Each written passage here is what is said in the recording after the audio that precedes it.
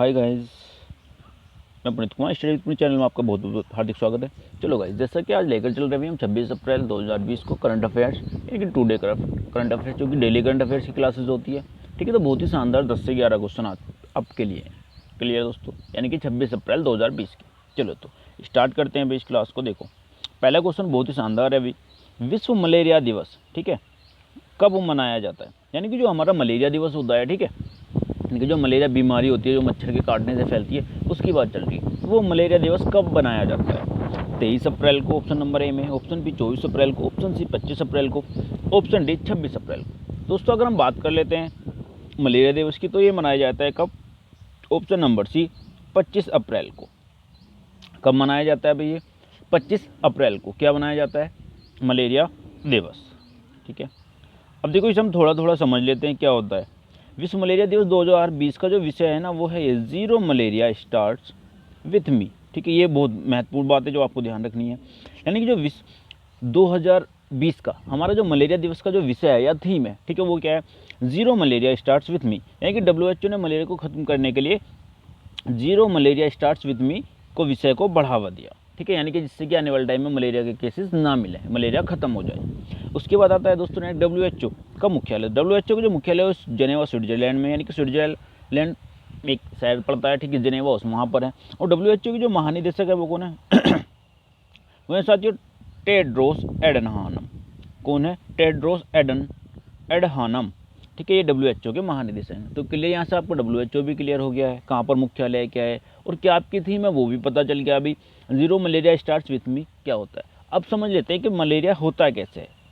ठीक है, ये देखो, ये इसके कुछ लक्षण होते हैं जो कि दिखाई देते हैं। मलेरिया प्लाज्मोडियम परजीवी के कारण होता है, ये बात भी ध्यान रखनी है। मलेरिया प्लाज्मोडियम परजीवी के कारण होता है, और परजीवी को संक्रमित मादा एनोफिलीज मच्छरों यानी कि एनोफिलीज मस्क्यूट्स को काटने के माध्यम से मनुष्यों में हो सकता है, जिन्हें मलेरिया वेक्टर भी कहा जाता है। जब मच्छर के काटने से परजीवी खून में पहुंच जाता है, ठीक है, तब यह हमारा मलेरिया बनता है। और नेक्स्ट देखते हैं, मलेरिया एक प्रकार का बुखार है, ठीक है, जिसके लक्षण आमतौर पर संक्रमित मच्छर के काटने से 10 से 15 दिन बाद दिखाई देते हैं। यानी जब वो काटेगा तो 10 से 15 दिन बाद उसके लक्षण दिखाई देंगे। और प्रारंभिक अवस्था में इसके लक्षण क्या होते हैं? बुखार, सिर दर्द और ठंड लगना। क्या लक्षण होते हैं दोस्तों इसके? बुखार, सिर दर्द और ठंड लगना, ये मलेरिया के लक्षण होते हैं। क्लियर? चलिए नेक्स्ट चलते हैं। एक ये देखो, विश्व स्वास्थ्य सभा के 60वें सत्र यानी कि 2007 में विश्व स्वास्थ्य संगठन WHO, ठीक है, वर्ल्ड हेल्थ ऑर्गेनाइजेशन द्वारा प्रायोजित एक बैठक में प्रस्तावित किया गया कि दुनिया भर के देशों में मलेरिया के अस्तित्व की पहचान करने और लोगों में जागरूकता लाने के लिए अफ्रीका मलेरिया दिवस को विश्व मलेरिया दिवस में बदल दिया जाए, ताकि मलेरिया जैसे रोग से विश्व स्तर पर लड़ने का प्रयास किया जाए। कहने का मतलब ये है दोस्तों, पहले जो हमारा मलेरिया दिवस था ये किस रूप में मनाया जाता है? ये मनाया जाता था अफ्रीका मलेरिया दिवस के रूप में। किसके रूप में? अफ्रीका मलेरिया दिवस के रूप में। लेकिन अब क्या हुआ? 2007 के बाद जो मनाया जा रहा है, ये मनाया जा रहा है विश्व मलेरिया दिवस के रूप में। क्लियर है? होगी ना सारी चीज़ें क्लियर? किसके रूप में मनाया जा रहा है? विश्व मलेरिया दिवस के रूप में। क्लियर? चलिए नेक्स्ट चलते हैं भैया। प्रत्येक वर्ष अंतर्राष्ट्रीय दिवस, देखो, प्रत्येक वर्ष अंतर्राष्ट्रीय दिवस कब मनाया जाता है? यानी कि जो अंतर्राष्ट्रीय हमारा व्यापार, ये जो भी चीज़ें होती हैं उसको बढ़ावा देने के लिए, ठीक है, अंतर्राष्ट्रीय दिवस मनाया जाता है। तो कब मनाया जाता है? Option number A 23 April, option number B 24 April, option number C 25 April, option number D 26 April. दोस्तों ये जो मनाया जाता है, ये मनाया जाता है कब? ऑप्शन नंबर सी 25 अप्रैल को। कब मनाया जाता है? प्रत्येक वर्ष 25 अप्रैल को ये मनाया जाता है। ठीक है, नेक्स्ट चलते हैं अभी। संयुक्त राष्ट्र, ठीक है, अब संयुक्त राष्ट्र के बारे में जान लेते हैं क्या होता है। संयुक्त राष्ट्र महासचिव, ठीक है, कि जो महासचिव है वो है कौन? Antonio Guterres. कौन है? Antonio Guterres. और संयुक्त राष्ट्र UN अंतर्राष्ट्रीय सहयोग को बढ़ावा देने के लिए 24 अक्टूबर 1945 को अंतर्राष्ट्रीय देशों के बीच स्थापित किया गया एक संगठन है। यानी कि जो व्यापार है हमारा, ठीक है, अंतर्राष्ट्रीय सहयोग उसको बढ़ावा देने के लिए कब किया गया था? 24 अक्टूबर 1945 को अंतर्राष्ट्रीय देशों के बीच स्थापित किया गया एक संगठन है। ठीक है, अब से समझ लेते हैं क्या होता है नीचे भी। हर साल 25 अप्रैल को, ठीक है, विश्व स्तर पर इंटरनेशनल डेलीगेट्स डे यानी अंतर्राष्ट्रीय प्रतिनिधि दिवस मनाया जाता है। और यह दिवस संयुक्त राष्ट्र में सदस्य राष्ट्रों की के प्रतिनिधियों की भूमिका के बारे में जागरूकता बढ़ाने के लिए मनाया जाता है। यानी कि जो संयुक्त राष्ट्र सदस्य राष्ट्रों के प्रतिनिधियों हैं, ठीक है, उनकी भूमिका में के बारे में जो जागरूकता होती है, ठीक है, जानकारी देने के या बढ़ाने के लिए मनाया जाता है। क्लियर? यानी कि अंतर्राष्ट्रीय प्रतिनिधि दिवस भी कब मनाया जाता है? 25 अप्रैल को। और मलेरिया दिवस भी कब मनाया जाता है भाई? 25 अप्रैल को। चलिए नेक्स्ट चलते हैं भाई। ईरान द्वारा अपने पहले सफलतापूर्वक सैन्य उपग्रह को ऑर्बिट तक पहुंचाया। यानी कि जो ईरान देश है, ठीक है, ईरान ने क्या किया? अपने पहले सफलतापूर्वक सैन्य उपग्रह को कहाँ तक पहुंचाया? ऑर्बिट तक पहुंचाया। यानी कि ऑर्बिट का मतलब ग्रह, ठीक है, ग्रह तक पहुंचाया। अब वो कौन सा था? यानी कि उसका नाम क्या है? महमूद, मोहम्मद, नूर, अली। तो दोस्तों अगर हम बात कर लेते हैं तो ऑप्शन नंबर सी कौन सा है? वो नूर। यानी कि जो नूर उपग्रह है उसको वहाँ तक पहुँचाया है। ठीक है, अब जान लेते हैं ईरान के बारे में थोड़ी सी बात। ईरान की जो राजधानी है वो क्या है दोस्तों? तेहरान। ईरान की राजधानी है तेहरान। ईरान की मुद्रा रियाल। ईरान की मुद्रा क्या है दोस्तों? रियाल। और ईरान के जो राष्ट्रपति हैं वो कौन है? वो हैं आपके हसन रूहानी। ईरान के राष्ट्रपति कौन है दोस्तों? हसन रूहानी। क्लियर? यानी किसकी राजधानी होगी आपकी? तेहरान, मुद्रा होगी रियाल, और जो राष्ट्रपति हैं वो कौन है? हसन रूहानी। तो ईरान की हमारे पास सारी की सारी चीज़ें क्लियर हो गई हैं। क्लियर? चलिए नेक्स्ट चलते हैं भाई। फाइलों के संचालन के लिए, यानी कि जो हमारा कोविड-19 चल रहा है, ठीक है, कोविड-19, ठीक है, कोविड-19 के कारण ताकि फाइलों का आना जाना, यानी कि एक तरीके से छुआछूत की जो बीमारी होती है, एक दूसरे को टच करना, तो ये इसी तरीके से फैल रहा है। तो जैसे कि लोग, इसमें क्या होता है कि जो फाइलें होती, ठीक है, फाइलों के संचालन के लिए ताकि उन्हें हमें छूना ना पड़े, ई कार्यालय ऐप, ध्यान देना, फाइलों के संचालन के लिए ई कार्यालय ऐप किसके द्वारा लॉन्च किया गया? यानी कि जो ई कार्यालय ऐप है वो किसके द्वारा लॉन्च किया गया है? सीआरपीएफ, एसएसबी, ठीक है, बीएसएफ या सीआईएसएफ। तो दोस्तों ये जो किया गया है लॉन्च किसके द्वारा किया गया है? ये किया गया है सीआईएसएफ, ठीक है। CRPF central reserve police force आप लिख सकते हो शॉर्ट फॉर्म में, ठीक है, मैं बता रहा हूँ। सीआरपीएफ की फुल फॉर्म होती है दोस्तों central reserve police force. SSB होती है सीमा सुरक्षा बल, जिसे हम कह देते हैं, ठीक है। बीएसएफ होती है बॉर्डर सिक्योरिटी फोर्स, ठीक है। एसएसबी सीमा सुरक्षा बल होता है, यानी कि बीएसएफ बॉर्डर सिक्योरिटी फोर्स होती है, और सीआईएसएफ, ठीक है, सेंट्रल इंडस्ट्रियल सिक्योरिटी फोर्स होती है। अब देखो दोस्तों इसके बारे में जानकारी कर लेते हैं, सीआईएसएफ क्या होती है। ये केंद्रीय औद्योगिक सुरक्षा बल हिंदी में नाम है, जबकि इंग्लिश में कहते हैं सेंट्रल इंडस्ट्रियल सिक्योरिटी फोर्स, यानी कि सीआईएसएफ ने ई कार्यालय नामक ई ऑफिस एप्लीकेशन लॉन्च की, और यह एप्लीकेशन बिना छुए सीआईएसएफ की फाइलों और दस्तावेजों की आवाजाही करेगी। यानी कि उसे हमें छूना भी नहीं पड़ेगा, और जो सीआईएसएफ के फाइलें हैं, दस्तावेज हैं, जो भी डॉक्यूमेंट्स होते हैं वो सबकी उसकी आवाजाही करेगी। तो ये की गई है ई कार्यालय एप्लीकेशन लॉन्च, ठीक है। अब देख लेते हैं सीआईएसएफ के बारे में भी थोड़ा सा और। सीआईएसएफ के जो महानिदेशक है वो कौन है दोस्तों? वो हैं राजेश रंजन। कौन है? सीआईएसएफ के महानिदेशक है राजेश रंजन। और सीआईएसएफ की जो स्थापना हुई थी वो कब हुई थी दोस्तों? 1969 में। यानी कि जो सीआईएसएफ है उसकी स्थापना कब हुई थी?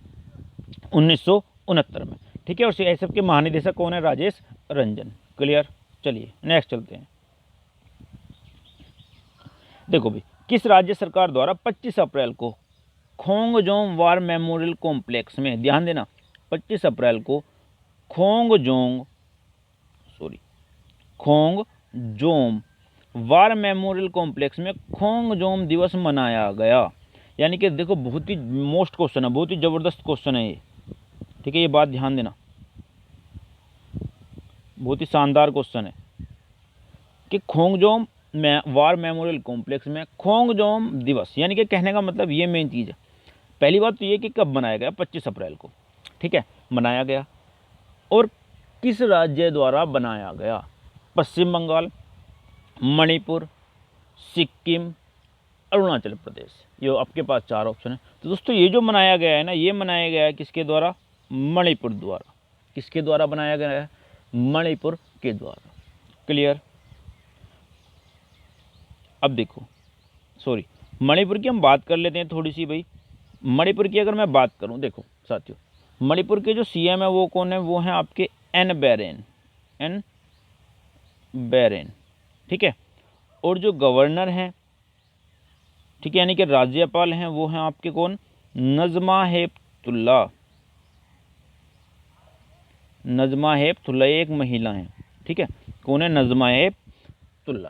क्लियर, दोनों चीज़ होगी। यानी कि एन बेरेन आपके मुख्यमंत्री हैं मणिपुर के, ठीक है, और मणिपुर के जो गवर्नर हैं वो राज्यपाल हैं, वो कौन है, वो है दोस्तों नजमा हेपतुल्ला। कौन है, नजमा हेपतुल्ला।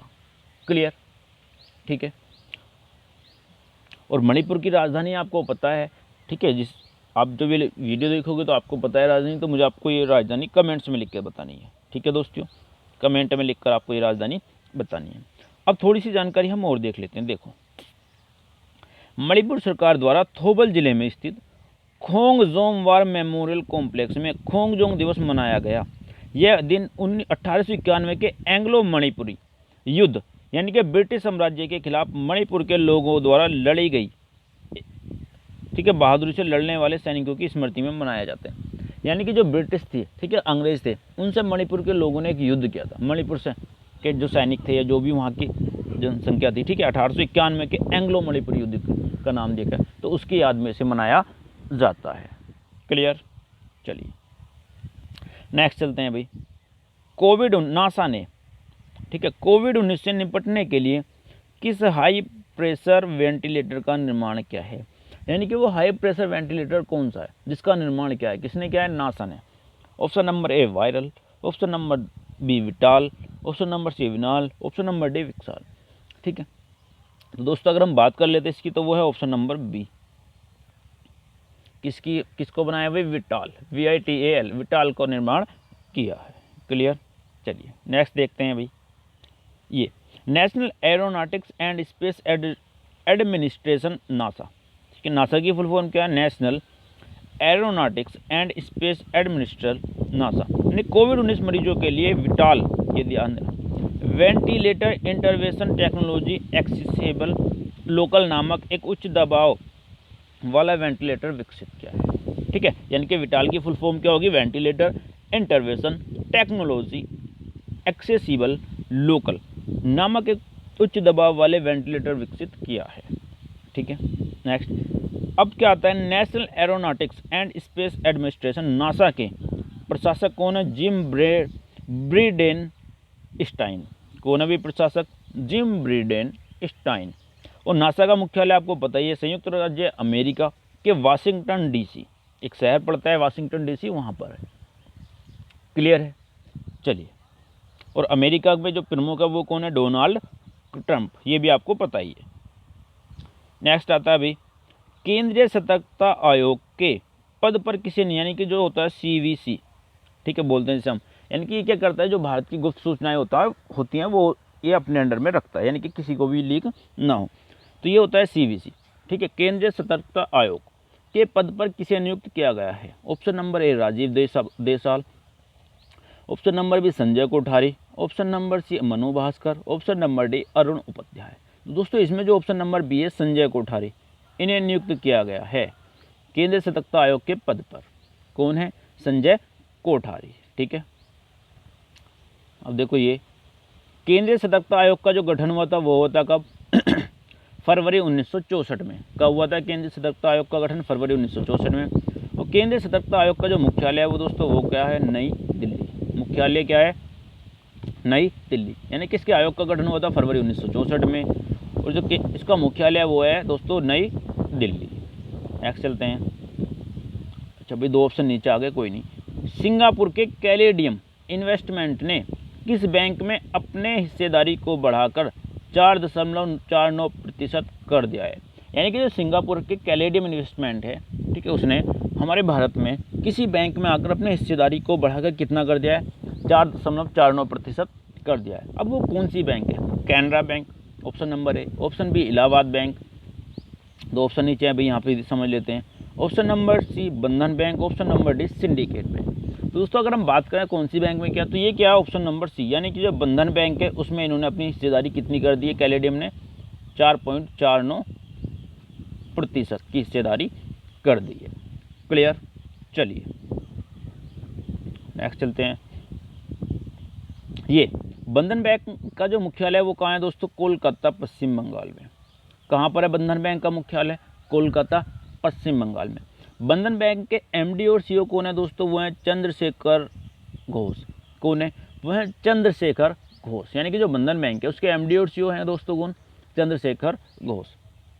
अब बंधन बैंक का जो टैग लाइन है वो है आपा भला सबकी भलाई। यानी कि जो आपा भला है सबकी भलाई, ये है बंधन बैंक का टैग लाइन। क्लियर? यानी कि आपकी तीनों चीज़ होगी भाई। बंधन बैंक का मुख्यालय कोलकाता, पश्चिम बंगाल में है।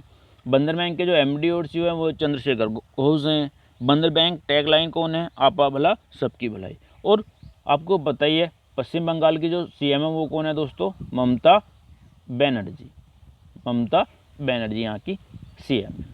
क्लियर? चलिए नेक्स्ट चलते हैं भाई। इसके भी 3 ऑप्शन नीचे आ गए, कोई नहीं। देखिए, वर्चुअल कोर्ट के जरिए अदालतों में सुनवाई करने वाला देश का पहला राज्य कौन सा बना है? यानी कि जो वर्चुअल कोर्ट होता है, ठीक है, उसके जरिए अदालतों में सुनवाई करने वाला देश का पहला राज्य कौन सा बना है? Option number A Delhi, option number B Rajasthan, option number C Uttar Pradesh, option number D Bihar. तो दोस्तों ये है कि जो हमारा वर्चुअल कोर्ट है, ठीक है, उसके जरिए जो अदालत होती है, अदालतों में क्या हो रहा है? सुनवाई करने वाला देश का पहला राज्य बना है दिल्ली, राजस्थान, उत्तर प्रदेश, बिहार। तो दोस्तों अगर हम बात कर लेते कौन सा राज्य बना है, तो वो बना है ऑप्शन नंबर सी, यानी कि उत्तर प्रदेश देश का पहला राज्य बना है जो वर्चुअल कोर्ट के जरिए अदालतों में सुनवाई करेगा। क्लियर? चलिए उत्तर प्रदेश के बारे में जान लेते हैं भाई। राजधानी उत्तर प्रदेश की लखनऊ होती है, मुख्यमंत्री योगी आदित्यनाथ हैं, और उत्तर प्रदेश की जो राज्यपाल है वो कौन है दोस्तों? वो है आपकी आनंदीबेन पटेल। यानी कि उत्तर प्रदेश के जो राज्यपाल है वो कौन है दोस्तों? वो है आपकी आनंदीबेन पटेल। क्लियर? चलिए नेक्स्ट आता है भाई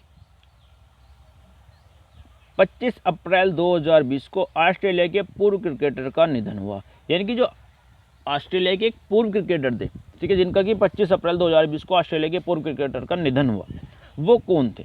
ठीक है, Adam Gilchrist, Shane Watson, Graeme Watson, Michael Cole.